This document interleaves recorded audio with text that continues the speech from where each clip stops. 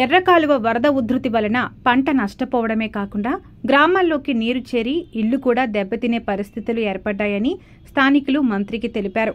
సోమవారం మంత్రి కందుల దుర్గేష్ నిడదవోలు నియోజకవర్గంలో తాళ్లపాలెం, కాల్దారి సూర్యారావుపాలెం, కానూరు గ్రామాల్లోని వరద ప్రాంతాల్లో పర్యటించారు. బాధితులతో నేరుగా మాట్లాడి వరద నియంత్రణకు శాశ్వత పరిష్కారం ప్రభుత్వం చర్యలు చేపడుతుందని ఆయన పేర్కొన్నారు.